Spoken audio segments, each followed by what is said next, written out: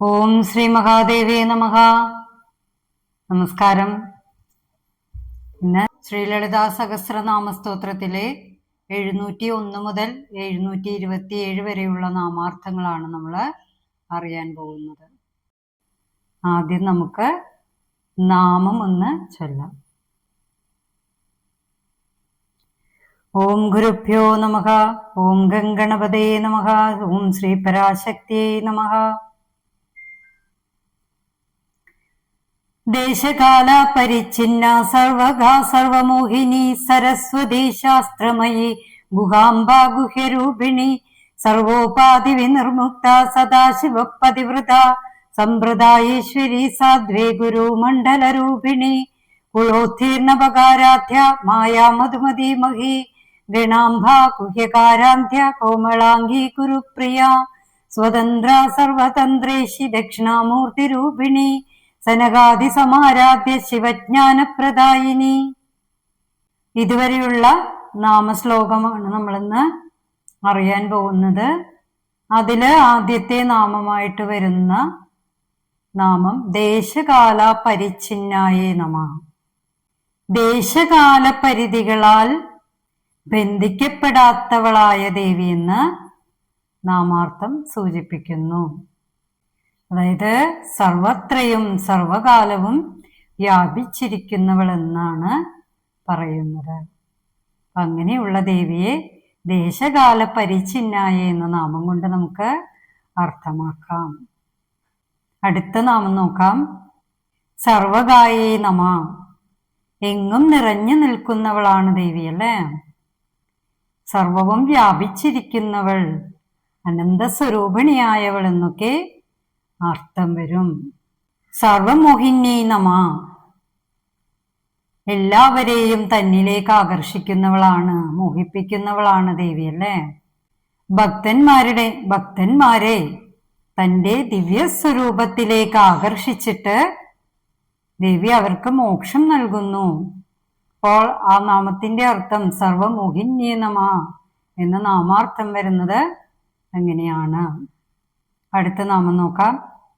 സരസ്വതിയേ നമഃ. സരസ്വതി രൂപത്തിലുള്ള ദേവിക്ക് ആ നാമാർത്ഥം പറയാം. ശാസ്ത്രമയേ നമഃ. ശാസ്ത്രങ്ങളുടെ രൂപത്തിലുള്ള ദേവിയെ ആ നാമാർത്ഥം കുറിക്കുന്നു. ഗുഹാംബായേ നമഃ. സുബ്രഹ്മണ്യന്റെ മാതാവായ അമ്മ അല്ലെ. സുബ്രഹ്മണ്യനെയാണ് ഗുഹൻ എന്ന നാമാർത്ഥം വരുന്നത്. നമ്മൾ മുൻപും അങ്ങനെ ഒരു നാമം പഠിച്ചിട്ടുണ്ട്. അടുത്ത നാമം നോക്കാം. ഗുഹ്യരൂപിണ്യേ നമഃ. രഹസ്യമായ സ്വരൂപത്തോടു കൂടിയവൾ, അതായത് നമ്മുടെ ഉള്ളിലുള്ള ആത്മീയ ജ്ഞാനത്തോടു കൂടിയാണ് അമ്മയെ മനസ്സിലാക്കാൻ കഴിയുള്ളൂ എന്ന് നാമാർത്ഥം സൂചിപ്പിക്കുന്നു. സർവോപാധി വിനിർമുക്തായേ നമഃ. ഉപാധികളില്ലാത്ത ദേവിയെന്ന് സാരം. എല്ലാ പരിമിതികളെയും ബന്ധനങ്ങളിൽ നിന്നുമൊക്കെ അതീതയായവളാണ് ദേവി അല്ലേ. അപ്പൊ അങ്ങനെയുള്ള ദേവിയെയും സർവോപാധി വിനിർമുക്തായ എന്ന നാമം കൊണ്ട് അർത്ഥമാക്കാം. സദാശിവ പതിവ്രതായേ നമഃ. സദാശിവൻ എന്നാൽ പരമശിവൻ അല്ലെ. പരമശിവന്റെ പതിവ്രതയായ പത്നിയാണ് ശ്രീ മഹാദേവി. സമ്പ്രദായേശ്വരിയേ നമഃ. സമ്പ്രദായങ്ങളുടെ ഈശ്വരിയായിട്ടുള്ളവൾ, അതായത് നമ്മളെ ഗുരുവിൽ നിന്ന് ലഭിക്കേണ്ട മന്ത്രം, തന്ത്രം, ജ്ഞാനം, ഉപാസന തുടങ്ങിയവയെല്ലാം സമ്പ്രദായത്തിലൂടെയാണ് നമുക്ക് ലഭിക്കുന്നത്. അങ്ങനെ ഗുരുമൂർത്തി രൂപിണിയായിട്ടുള്ള ദേവി, സമ്പ്രദായത്തിലൂടെ ഗുരു ശിഷ്യ ബന്ധത്തിൽ കൂടെയുള്ള സമ്പ്രദായത്തിന്റെ മുഖ്യശക്തിയായ ദേവി എന്നാണ് ആ നാമാർത്ഥം പറയുന്നത്. സാധുനേ നമഃ. സമചിത്തയോട് കൂടിയ ദേവിയെയാണ് ആ നാമാർത്ഥം സൂചിപ്പിക്കുന്നത്. അടുത്ത നാമം യൈ നമഃ. യൈ നമഃ എന്നാൽ ഈ എന്ന ഗാരം വിഷ്ണുവും ഇകാരം ദേവിയുമാണ്. അപ്പൊ അതാണ് യൈ എന്ന നാമത്തിന്റെ അർത്ഥം വരുന്നത്. യൈ എന്ന നാമത്തിന് കാമകലയായി വർത്തിക്കുന്ന ദേവിയെന്ന് സാരം പറയുന്നു. നമ്മൾ മുൻപ് 322 നാമത്തില് അങ്ങനെയുള്ള നാമത്തിനെ കുറിച്ച് സൂചിപ്പിച്ചിട്ടുണ്ടായിരുന്നു. അപ്പം അതാണ് ഈ നാമത്തിന്റെ അർത്ഥം വരുന്നത്. ഗുരുമണ്ഡല രൂപിണി നമ, ഗുരുപരമ്പര സ്വരൂപിണിയായിരിക്കുന്നവൾ എന്നർത്ഥം. അതായത് ഗുരുവായും ഗുരുപരമ്പരയായിട്ടും പ്രകാശിക്കുന്ന ദേവി എന്ന് സാരാംശം. കുലോത്തീർണായേ നമ, അതായത് കുലോ എന്ന് പറഞ്ഞാൽ ഇവിടെ കുല എന്ന് പറഞ്ഞാൽ ഇന്ദ്രിയം, ദേഹം എന്നൊക്കെ അർത്ഥം വരും. ഉത്തീർണയായ എന്നാൽ അതീതയായവൾ എന്നർത്ഥമുണ്ട്. ഇന്ദ്രിയങ്ങൾക്ക് അതീതയായ ദേവി എന്ന് ആ നാമാർത്ഥം സൂചിപ്പിക്കുന്നു. അടുത്ത നാമം ബകാരാധ്യായി എന്നാണ്. സൂര്യമണ്ഡലത്തിൽ ആരാധിക്കുന്നവൾ, അതായത് ഹൃദയത്തിൽ ആരാധിക്കുന്ന ദേവി എന്ന് സാരം. മുൻപ് അങ്ങനെ ഒരു നാമം നമ്മൾ പഠിച്ചിട്ടുണ്ട്. ഓം മായായേ നമ, മായ എന്ന് വെച്ചാൽ മായ രൂപിണിയായ ദേവിയാണ്. നമ്മൾ മായയായത് ഇല്ല എന്നാണ് ധരിക്കുന്നത് അല്ലേ? പക്ഷേ ആ വസ്തു ഉണ്ട് എന്നതാണ് സത്യമായ വസ്തുത. സത്യവസ്തുവിനെ മറച്ചുവെച്ച് പ്രപഞ്ചത്തെ സൃഷ്ടിക്കുന്ന ശക്തിയാണ് ദേവി. അതാണ് മായ എന്ന നാമത്തിന്റെ അർത്ഥം വരുന്നത്. അങ്ങനെ മായാസ്വരൂപിണിയായ ദേവി എന്ന് നാമാർത്ഥം സൂചിപ്പിക്കുന്നു.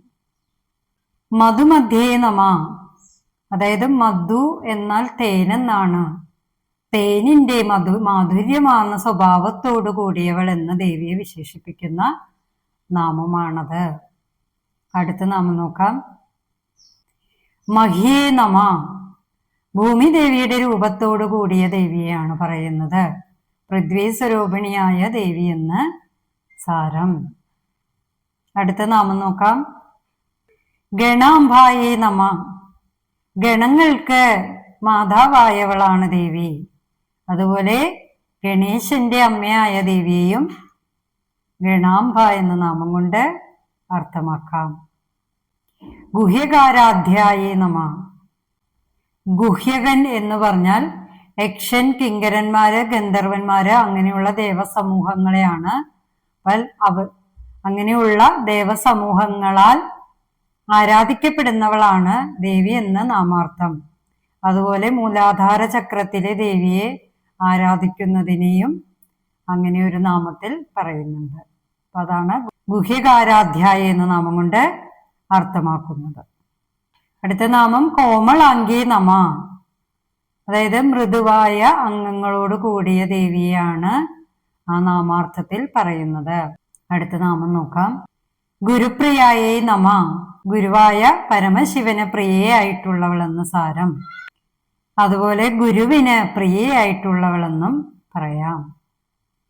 അതായത് ദക്ഷിണാമൂർത്തി ഗുരുസ്വരൂപനാണല്ലേ. അപ്പം അങ്ങനെയുള്ള നാമം ഇവിടെ പറയുന്നുണ്ട്. അതാണ് ഗുരുപ്രിയായേ എന്ന നാമത്തിൽ വരുന്നത്. സ്വതന്ത്രായേ നമ, സ്വതന്ത്രയായ ദേവിയെ കുറിച്ച് പറയുന്നു അല്ലേ.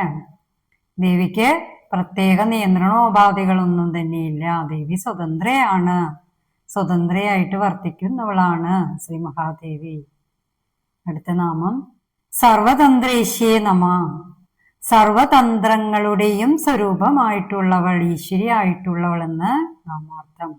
64 തന്ത്രങ്ങൾക്കും ഈശ്വരിയാണല്ലേ ദേവി. അപ്പൊ അങ്ങനെയുള്ള നാമത്തിലാണ് സർവതന്ത്രേശ്യേ നമ എന്ന് പറയുന്നത്. ദക്ഷിണാമൂർത്തി രൂപിണ്യേ നമ, ദക്ഷിണാമൂർത്തി എന്നാൽ പരമശിവനാണല്ലേ. ആദ്യ ഗുരുവായ പരമശിവൻ ദക്ഷിണാമൂർത്തി എന്ന് പറയുന്നു. അപ്പോൾ അങ്ങനെയുള്ള ദക്ഷിണാമൂർത്തിയുടെ പത്നിയായ ദേവിയാണ്, ഗുരുവായിട്ടുള്ള ദേവി തന്നെയാണ് അങ്ങനെയുള്ള ദക്ഷിണാമൂർത്തി രൂപിണി എന്ന് പറയുന്നത്. അടുത്ത നാമം നോക്കാം. സനകാദി സമാരാധ്യയെ നമ, സനകാദി എന്ന് പറഞ്ഞാൽ മഹർഷിമാരാണ്. സനകാദി മഹർഷിമാരാൽ ആരാധിക്കപ്പെടുന്നവളാണ് ദേവി എന്ന് സാരാംശം. ശിവജ്ഞാനപ്രദായിന്യേ നമ, ശിവജ്ഞാനം നൽകുന്നവളായ ദേവിക്ക് നമസ്കാരം. അതായത് ആത്മജ്ഞാനം നൽകുന്ന ദേവി എന്ന് നാമാർത്ഥം സൂചിപ്പിക്കുന്നു. നമ്മളിന്ന് 726 വരെയുള്ള നാമാർത്ഥങ്ങളെല്ലാം അറിഞ്ഞു. ഇനി നമുക്ക് അടുത്ത നാമങ്ങളുമായിട്ട് അടുത്ത വീഡിയോയിൽ കാണാം. എല്ലാവർക്കും നല്ലൊരു ദിനം ആശംസിച്ചുകൊണ്ട് നന്ദി, നമസ്കാരം.